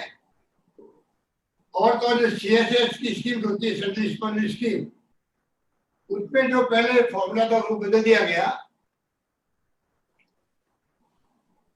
जो पहले आराम से पैसा मिलता था तो हम भी अपना पैसा लगा करके खर्च करते थे। अब उन्होंने जो फॉर्मूला बदला है वो निर्वेश कर दिया है। उससे और ज्यादा मुसीबत पैदा हो गई कि राज्यों में सीएसएस के काम जो है वो हो नहीं पाएंगे। और तो और जो हिस्सा मिलता है केंद्रीय करों में हमें, मृत्यु के कहते हुए कि उसमें इस 1 महीने में 800 करोड़ की कमी आ गई 1 महीने के अंदर। तो सोच सकते हैं अगले महीनों में क्या होगा। तो चारों ओर से हम लोग घिरे हुए हैं और सरकार को तो परवाह इन बातों की है नहीं। सरकार को परवाह है सरकारें गिराएं कैसे।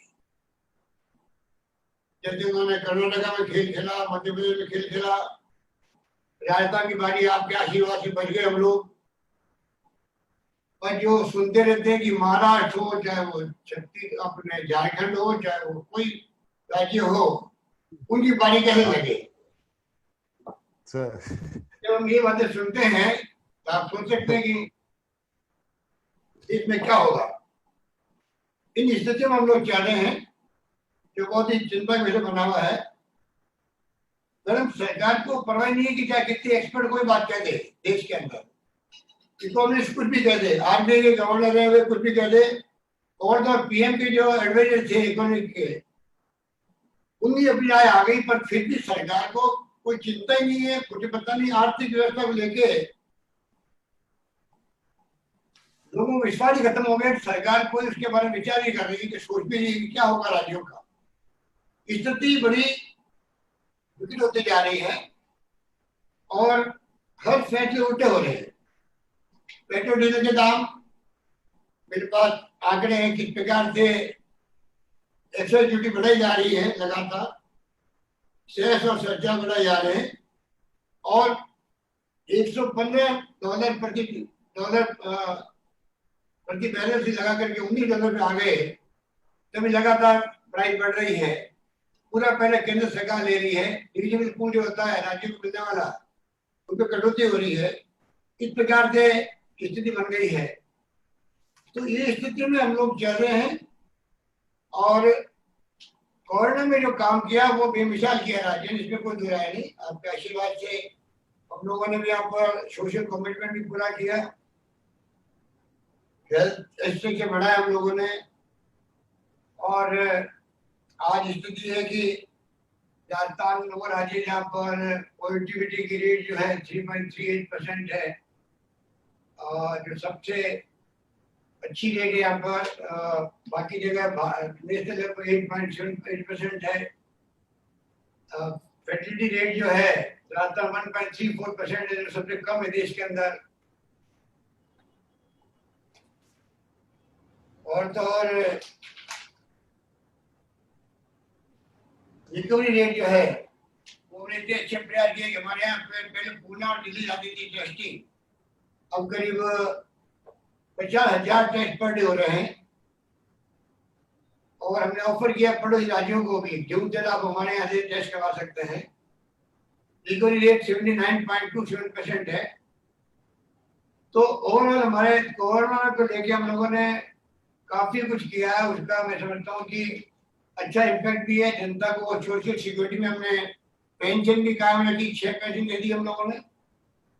साथ में हम लोगों ने से उनके लिए अलग से व्यवस्था करी। करीब हमने 32 लाख लोगों को 3 किस्तों में हमने 3,500 रुपये दिए, गेहूँ फ्री दिए हैं, दालें फ्री दे रहे हैं। परंतु स्थिति जो विकट बनी हुई है उसको देख के हमें चिंता हो रही है कि आने वाले वक्त में अगर भारत सरकार ने टाइमली कदम नहीं उठाए तो स्थिति और बिगड़ सकती है, कानून व्यवस्था की स्थिति बिगड़ सकती है। क्योंकि अभी तक तो हमने इतना अच्छा काम किया है कि पब्लिक में भी शांति बनी रही। सब तरह से दानदाताओं के सहयोग से, भामाशाहों के सहयोग से, सोसाइटी आगे आई, एक्टिविस्ट आगे आए, कुछ कमी नहीं रखी। लोगों को कॉन्फिडेंस रहा कि सरकार हमारे कुछ कर रही है। तो जिस प्रकार के हालात बना रखे हैं, तो मेरा मानना है मैडम कि पहले भी आपने एक बार अकाल सूखा पड़ा था, तब आप हमें सभी मुख्यमंत्री को लेके गई थी प्राइम मिनिस्टर के पास में, वाजपेयी जी थे प्राइम मिनिस्टर। उस वक्त में हमने देखा कि बड़ा इम्पैक्ट भी पड़ा था, काफी कुछ हम लोगों को सहूलियत मिली थी। वक्त आ गया कि मैं समझता हूँ जितने हमारे मुख्यमंत्री साहबान हैं हम सब आपके साथ चलें, या तो प्राइम मिनिस्टर मिले, अपनी बात करें, राष्ट्रपति से मिले। हमें एक इश्यू बनाना पड़ेगा। इश्यू बनाए बगैर मैं समझता हूँ मैडम ये ध्यान देने वाले नहीं। स्थिति बड़ी विकट स्थिति हम बोल रहे हैं, उससे ज्यादा विकट स्थिति है। क्योंकि बातें मेरे पूर्व वक्ता बोल चुके हैं, उन बातों को मैं वापस रिपीट नहीं करना चाहता हूँ। तो मैं इतना कह सकता हूँ कि आम जनता दुखी है, वो खुद चिंता में है, सरकार को ध्यान दे नहीं रही है, इकोनॉमिक स्थिति बिगड़ती जा रही है, महंगाई बढ़ती जा रही है, परचेजिंग पावर लोगों का है नहीं। अगर फिजिकल डेफिसिट के मतलब हम चल रहे हैं और अगर हमने परचेजिंग पावर नहीं बढ़े लोगों की, कंपनी के पैसे को, तो दुकानदारों का सामान बिकेगा नहीं तो फैक्ट्री कहीं चलेगी। तो सवाल ये है कि जब तक सरकार आगे आकर के इमदाद नहीं करेगी राज्यों को भी और पब्लिक को भी, पैसा नहीं जाएगा जेब के अंदर, परचेजिंग पावर नहीं बढ़ेगी, तो इकोनॉमी ठीक होने वाली भी नहीं है। और ये बात समझ में नहीं आ रही है, मैं समझता हूँ पता नहीं क्यों नहीं आ रही है। सारे इकोनॉमिस्ट क्या बोल रहे हैं सबको मालूम है, ये हमारे लिए बहुत चिंता कैसे बना हुआ है। तो मैडम मैं इतना कहना चाहूंगा कि ये जो बात हुई है एग्जाम के बारे में सबके राय एक ही है कि जब खुद एग्जाम पर आ रहा है, सामने अमेरिका का भी आ रहा है, तो ऐसी स्थिति में सुप्रीम कोर्ट में पार्षद खुद को जाना चाहिए। जब आम राय लोगों की है कि गवर्नमेंट ऑफ इंडिया खुद जाए सुप्रीम कोर्ट में, वहां पर रिव्यू कटिंग लगाए और कोई रास्ता निकाले जिससे कि ये जो प्रॉब्लम आई है वो हल हो सके। बाकी जो आपने हमें पत्र में लिखा है पर्यावरण को लेकर के, उसके ऊपर हमने भारत सरकार पे द्वारा डाला भी है। हम चाहते हैं कि उसके ऊपर कार्रवाई हो, वरना आने वाले वक्त में तकलीफ हो सकती है। इस प्रकार की स्थिति जो एकदम फेडरल स्ट्रक्चर देश के अंदर है और उसकी धज्जियां उड़ रही है, जिस प्रकार से सरकार का बिहेवियर है सबके साथ में, वो उचित नहीं कहा जा सकता। डेमोक्रेसी के अंदर पार्टी बात सुननी पड़ती है, सबकी बात सुननी पड़ती है। और ये सरकार जो है उनको कोई अपना एजेंडा जो आरएसएस का है उससे मतलब है, एजेंडे को पूरे करने के लिए कदम उठाए जा रहे हैं। और जो चिंता वास्तव में होनी चाहिए सरकार को, राज्यों की स्थिति क्या बनी उसको देखते हुए, कोरोना को देखते हुए, उसकी कोई चिंता नहीं है। और ये बात हम सब के लिए बहुत ही चैलेंजिंग बात हो गई है। तो चाहूंगा मैडम कि सबकी राय बने, तो हम लोग जाकर के बात करें और दो बात बताएं कि स्थिति ये बनी हुई है, आंकड़े क्या कहते हैं सबके सामने है। खाली तथ्यों के ऊपर बात हम कर रहे हैं, कोई पोलिटिकल बात नहीं कर रहे हैं। स्थिति ऐसी बिगड़ गई राज्यों की, कोई सोच नहीं सकता। ये स्थिति है, इसलिए मैं आपको शुक्रिया अदा करूंगा। आपने अच्छा किया, कम से कम हम सबको एक साथ बैठाया, बातचीत करी। और मेरा मानना है कि आने वाले दिन में उसका असर पड़ेगा। धन्यवाद। Thank you. भूपेश जी।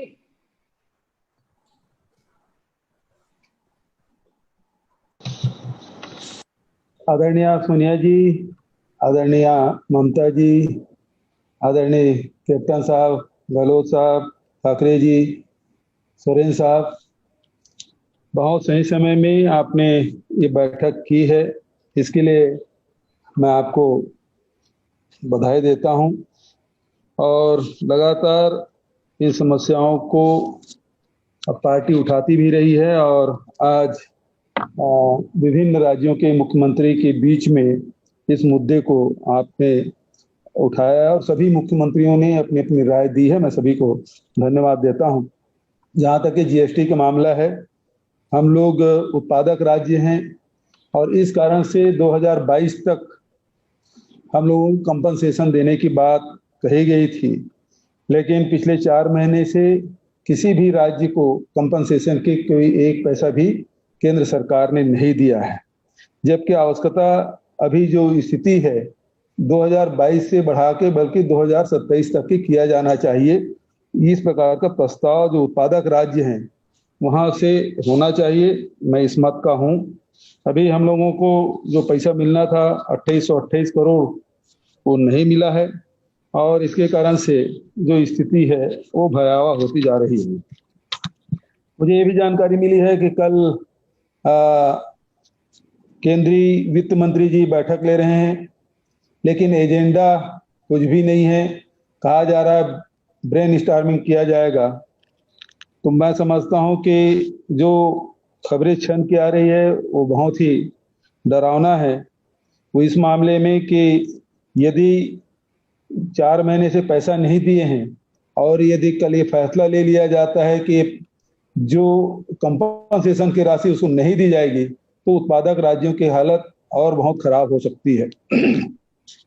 दूसरा जो इशू है जिसके बारे में सोरेन जी ने जो बातें कही कि जो पर्यावरण के संदर्भ में, तो ये तो बहुत भयावह है कि यदि कोई उद्योग लग जाए और उसके बाद वो सारे कानून का नियम का पालन करेंगे।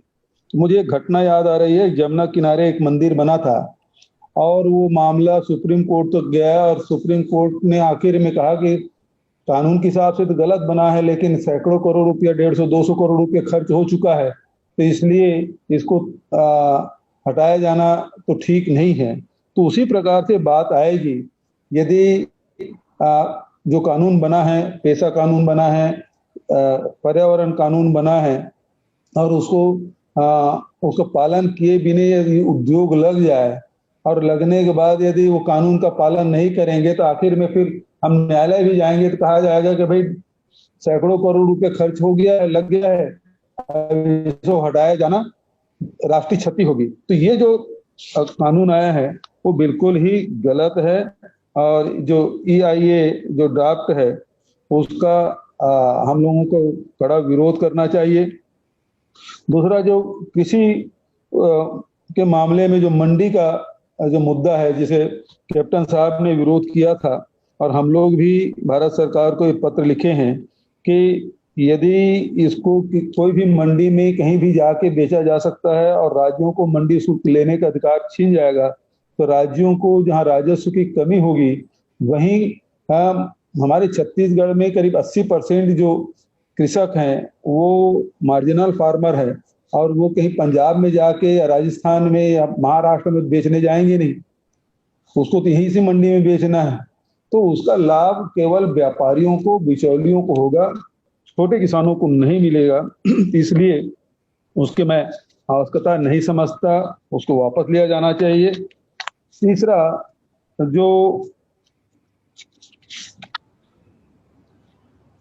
शिक्षा नीति के बारे में सभी लोगों ने बात कही, अभी परीक्षा के मामले में तत्कालिक मुद्दे पे सभी मुख्यमंत्रियों ने जो बात कही है उससे मैं भी सहमत हूं, चाहे वो राष्ट्रपति के पास जाना पड़े, प्रधानमंत्री के पास जाना पड़े या फिर कोर्ट जाना पड़े, लेकिन वहां तो जाना चाहिए। लेकिन उसके जो लॉन्ग टर्म जो शिक्षा नीति जो लाए हैं उसमें हम लोगों को विचार करना चाहिए।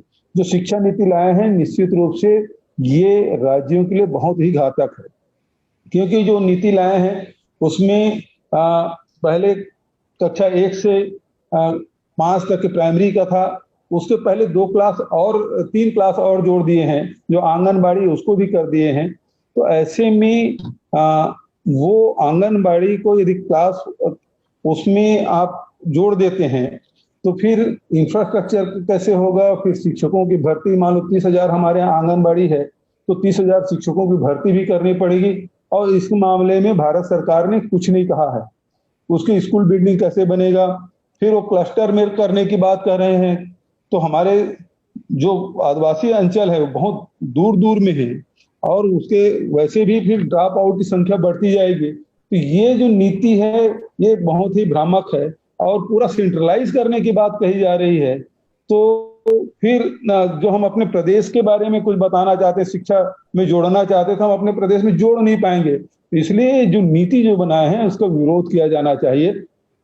और फिर एक बात और कही जाती है, जैसे अभी हमारे यहाँ जो आर्ट सब्जेक्ट ले तो उसे BA डिग्री मिलती है, जो साइंस ले वो BSc की डिग्री मिलती है, लेकिन भारत सरकार अब जो नीति लाई है उसमें ये कह रहे हैं कि आप इकोनॉमिक्स भी ले सकते हैं, आप फिजिक्स भी ले सकते हैं। अभी की स्थिति ये है कि हम अपने स्कूलों में, कॉलेजों में जो सब्जेक्ट के जो टीचर हैं उसे बहुत मुश्किल से भर पाए हैं। सुदूर अंचलों में तो वो उन विषयों के टीचर भी नहीं मिल पाते। ऐसे में जब अलग अलग सब्जेक्ट के एक कोई भी जो स्टूडेंट है यदि वो अलग अलग विषयों को ले लेंगे, साइंस के भी और आर्ट के भी और कॉमर्स के भी, तो फिर इतने सारे शिक्षकों की भर्ती करना, उसको उपलब्ध कराना, ये तो बहुत ही खर्चीला होगा। लेकिन भारत सरकार इसमें वित्तीय व्यवस्था किस प्रकार से होगी इसके बारे में मौन है, जो इस विषय में भी हम लोगों को बहुत गंभीरता से विचार करने की आवश्यकता है। अभी सोरेन साहब ने जो कोल ब्लॉक के बारे में जो बात कही है और पूरे देश में जो स्थिति है वो प्राइवेटाइजेशन का चल रहा है। चाहे वो एयरपोर्ट का हो, चाहे वो रेल का हो, चाहे सेल का हो, जितने भी इंडस्ट्री हैं सबका निजीकरण कर रहे हैं। तो आज जो स्थिति बनी है, जो 70 साल में हमारी सरकारों ने जो विभिन्न संस्थान सार्वजनिक उपक्रम बनाए हैं उसको लगातार बेचते जा रहे हैं। तो अब जो आवश्यकता है वो India against privatisation, India against privatisation की लड़ाई हम सबको लड़नी पड़ेगी, क्योंकि केरल से लेकर जम्मू कश्मीर तक के जितने भी सार्वजनिक उपक्रम हैं उसे बेचा जा रहा है और एक एक करके बेचते जा रहे हैं और हम राज्य के लोग चुपचाप बैठे देखते रहे। कहीं कहीं विरोध हो रहा है, केरल के विधानसभा में पारित हो रहा है, कहीं और विधानसभा में पारित हो रहा है। इससे हम लोगों को सामूहिक रूप से लड़ाई लड़नी पड़ेगी। हमारे यहाँ भी छत्तीसगढ़ में पिछले समय जब वाजपेयी जी प्रधानमंत्री थे तब हमारे यहाँ बालकों को बेच दिया गया। एल्युमिनियम प्लांट था, अभी जो नगर नार में जो स्टील प्लांट अभी बना ही नहीं है उसे बेचने की सूची में उसे जारी कर दिया गया, उसमें रखा गया है। हम लोगों ने इसे विरोध में पत्र लिखा है कि इसे निजी हाथों में न बेचा जाए, लेकिन यदि ये बेचा जाता है तो हम लोग विरोध करें, क्योंकि रेलवे स्टेशन, एयरपोर्ट सभी राज्यों के बिकने के कगार पे हैं। बहुत सारे राज्यों में निजी हाथों में चला गया, बहुत सारे राज्यों में जाने वाले हैं। तो ये जो इंडिया अगेंस्ट प्राइवेटाइजेशन है इसको हम लोगों को लेके लड़ना चाहिए। हमारे यहाँ कोल ब्लॉक की नीलामी, पिछले दिनों कोल मिनिस्टर आए थे तो उन्होंने कहा कि भाई हमारे राज्य में कोयला का खदान है और हमारे पास भी एक कोयला खदान नहीं है छत्तीसगढ़ के लिए। तो बोलते हैं कि जो नीलामी होगी उसमें आप भी ले लीजिए, तो वो हमारे ही खदान है, हम ही खरीदें। ये बात अजीब सी है। सुरेश जी, ऐसे हुआ था ना। तो ये पूरे जंगलों को उजाड़ के यदि इस प्रकार से किया जाएगा और निजी हाथों में बेचा जाएगा, उनका कहना है कि 50 साल में कोयले के रिलेवेंट नहीं रह जाएगा, तब तक के दूसरे कोई चीजें आ जाएगी। लेकिन आज जैसे हम भले रॉकेट के युग में आ गए हैं, लेकिन बैलगाड़ी समाप्त नहीं हुआ। यदि हम कितना भी दूसरे पावर के लिए दूसरे क्षेत्र में जा सकते हैं, लेकिन कोयला आधारित जो पावर है उसकी महत्ता कभी कम होने वाली नहीं है, उसकी उपयोगिता बनी रहेगी। तो इस समय हम लोगों को इस मामले में लड़ाई लड़नी पड़ेगी। झूठ बोलते हैं, उनको लगता है बाकी सब लोग मूर्ख हैं, वही एक समझदार है।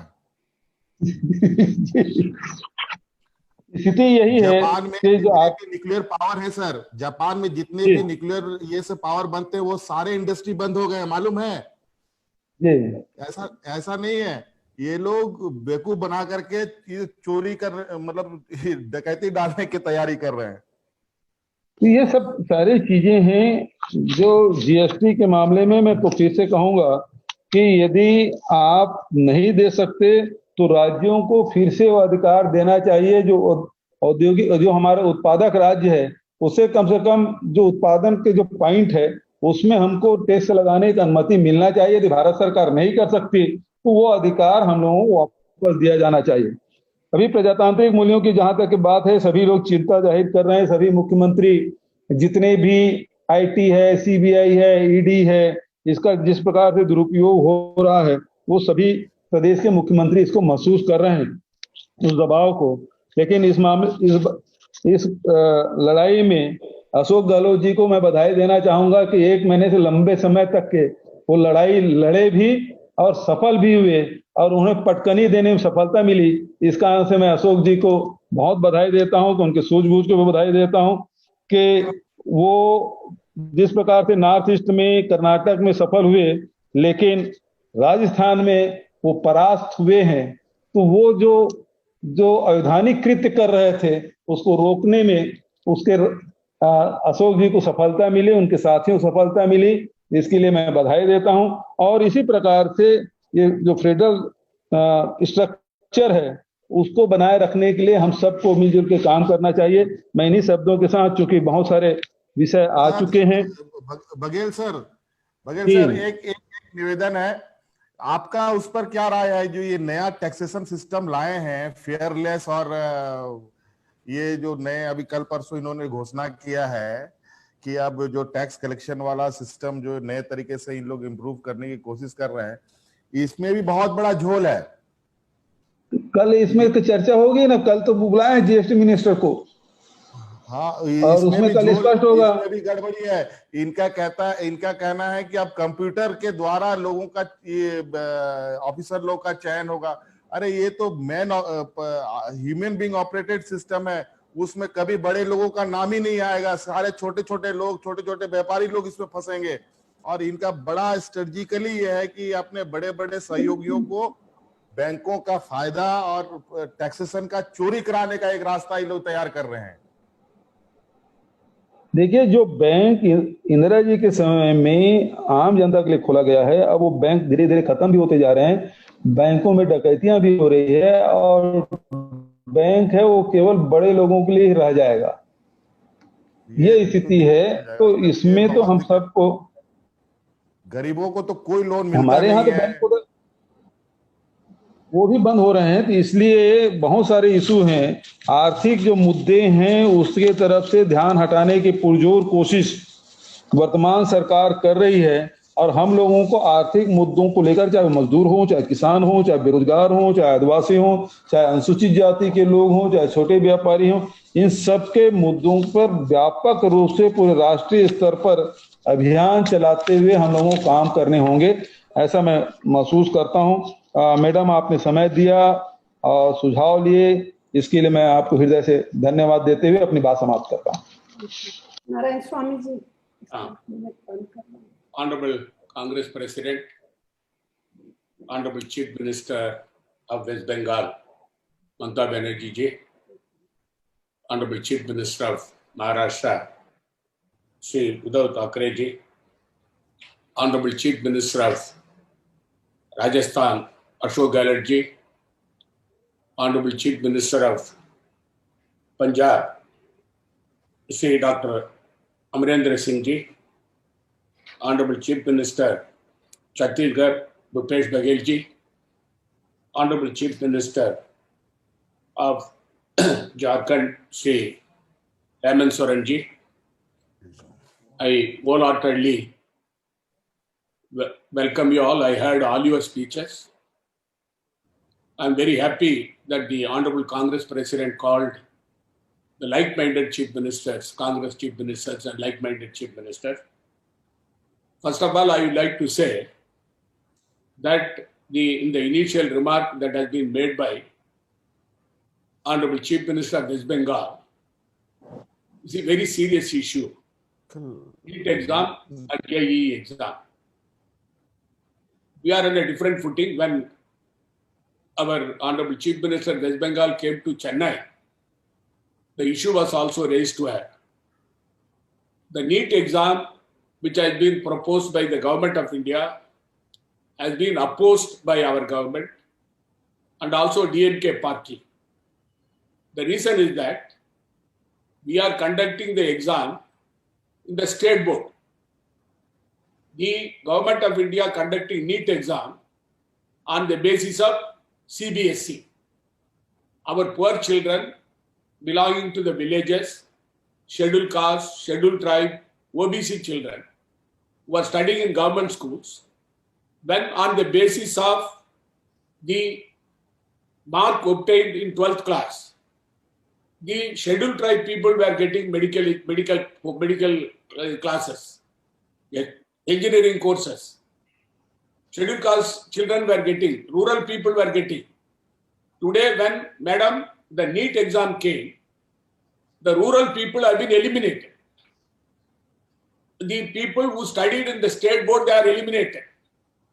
The children belonging to the richer class who studied CBSE, they are getting elected. Madam knows pretty well, more than 7 children committed suicide in Tamil Nadu. When the board exam was announced, NEET exam was announced, for the last 3 years, 7 children committed suicide, fearing that they will not pass the exam. After the exam they failed, they committed suicide. Therefore, our Congress government in Puducherry and also the DMK party took a stand that NEET exam is to be scrapped, and we wanted on the basis of the mark obtained in the 12th class, the children should be admitted in the medical course and also in the engineering course and other professional courses. Why NEET exam should be conducted? The basic question is that. Therefore, madam, I join with all the honorable chief ministers of the Congress ruled states and our supporting ruled states.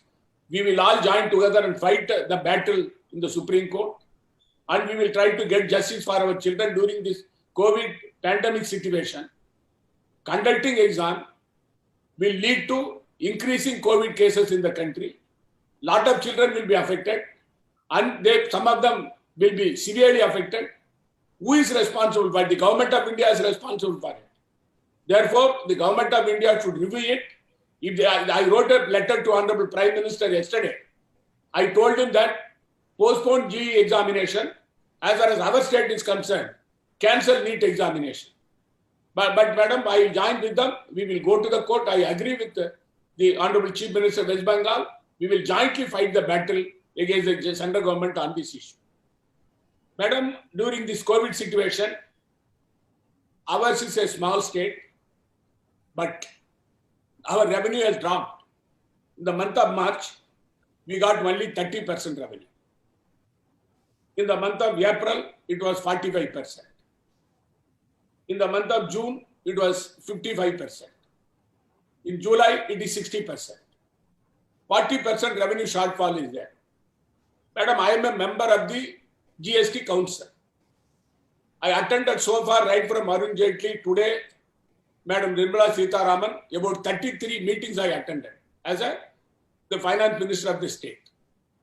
I raised several issues along with the Honorable Chief Minister of Punjab, Honorable Finance Minister of Punjab, Honorable Finance Minister of Rajasthan, and also Honorable Finance Minister of West Bengal. We jointly raised several issues. But this was a solemn commitment given by the Government of India in the bill, in the GST bill, that the Government of India will compensate for 5 years all the states, the loss of revenue incurred to those states. Madam, if we are allowed to freely tax our people, we know how to raise the resources, how to raise the revenue. But that power has been taken over by the government. Though it was brought by our government, it was one tax. We wanted that one tax and for the people in a simple way. But they totally messed up, and they said 0%, 5%, 12%, 24%, then 32% and 54%. By doing this, the Government of India is getting revenue and the state is not given due compensation. How can, madam, the Attorney General give an opinion when it was a solemn commitment given by the Government of India in the Parliament and also to the states in the GST Council that 14% compensation will be given to all the states and bi-monthly, irrespective of the fact whether the Government of India gets revenue, sufficient revenue or not. Now they are taking the plea. In fact, in the last meeting in the virtual conference, I raised the issue with the Nirmala Sitharaman. Madam, I told her, this is a commitment given by you. How can you go against it when the Government of India is violating its own policy, principles and the law? How can you expect the state government to do that? But unfortunately, madam, she said we will go for a market borrowing. I told her whether you go for a market borrowing or you get it from Reserve Bank of India, it is your baby.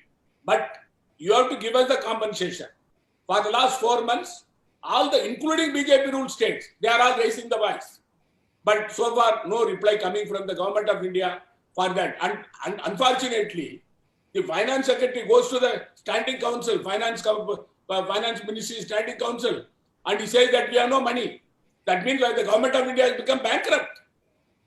When they say we don't have money, it's a shame on the part of the Government of India. Government of India can say that. Government of India has to pay, whereas, madam, I am one of the state who is fighting against the Government of India and also Lieutenant Governor. The same is the case with Madam Mamata Banerjee. She is fighting against the government of India and also governor every day. Can you imagine, madam, in our state, Puducherry, the lieutenant governor said she will come and address the house when I called the assembly session. She gave approval. She did not come. But I read the budget. I didn't bother about her.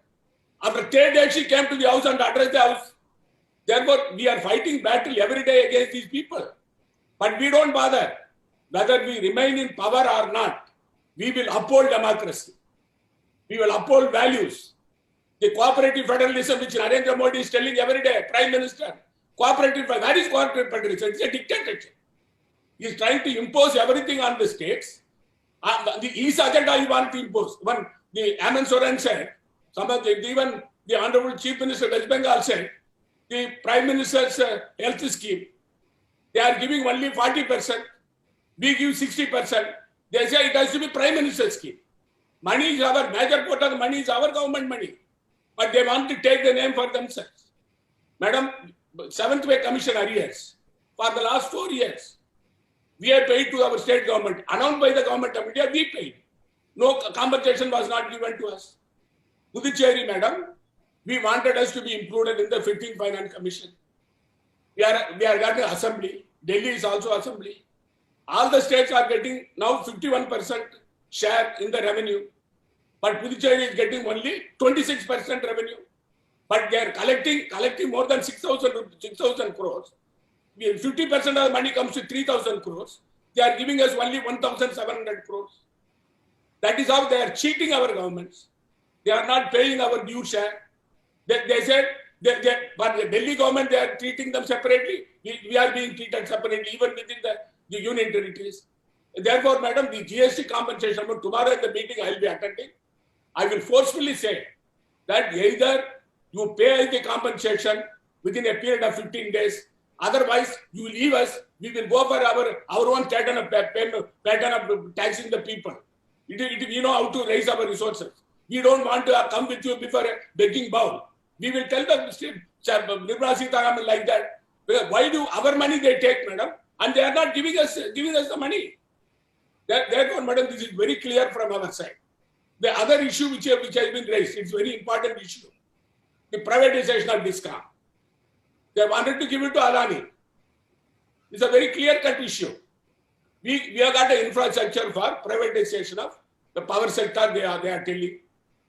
If you don't do it, we will not give you the grant. They are putting condition on us. Who are they to put condition on us? We have got an infrastructure of about 20,000-30,000 crores for power distribution system in our state. Our state government is running it. They wanted to take it over by indirect method in the name of privatization. The environmental impact assessment, they are reducing the time frame.